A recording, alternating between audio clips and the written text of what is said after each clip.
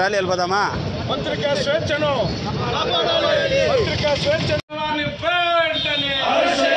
విలేకరుపై దాడి చేయని వారిని వెంటనే కళానికి సంఖ్యల్లా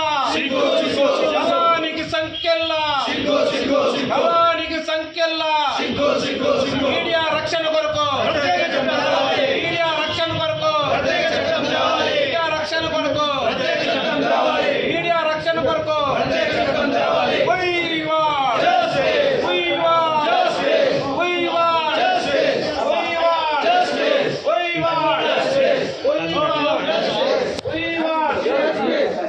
తునక నిన్న రాప్తాడులో ఆంధ్రజ్యోతి సీనియర్ ఫోటోగ్రాఫర్ కృష్ణ మీద జరిగినటువంటి దాడి, అఘాయిత్యం, దౌర్జన్యం, ఒక మారణ కాండం సృష్టించే పద్ధతిలో ఈరోజు వైసీపీ కార్యకర్తలు ప్రవర్తించారు.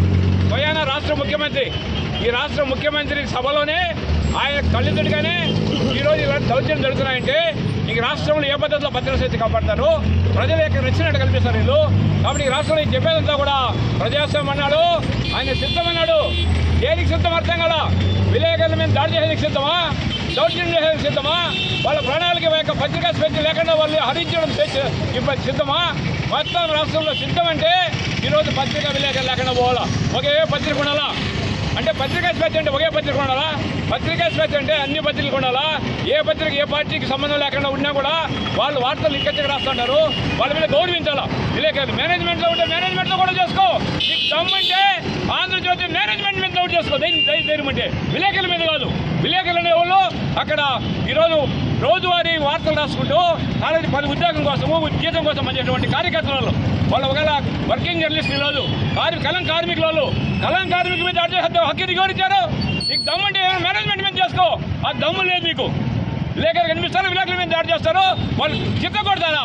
పోలీసులు అడ్డుపడితే పోలీసులు కూడా మీరు పని ఇక్కడ ఇబ్బంది పెట్టారు. కానీ ఒక గంట సేపు నరకేంద్రం వదిలించాడు కృష్ణ. ఈరోజు అతను ప్రాణాల్లో కూడా బయటపడినాడు.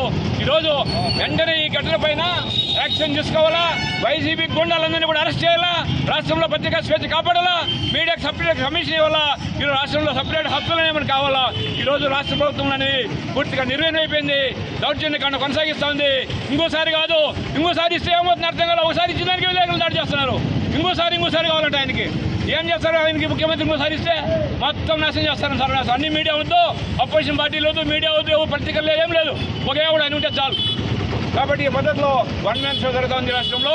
దీనికి వ్యతిరేకంగా మనం పెద్ద ఎత్తున ఉద్యమించాలా, పత్రికా స్వేచ్ఛను కాపాడాల్సిందిగా, లేదంటే భవిష్యత్తులో పెద్ద ఎత్తున ఉద్యమిస్తామని చెప్పి ఈ సందర్భంగా హెచ్చరిస్తున్నాం.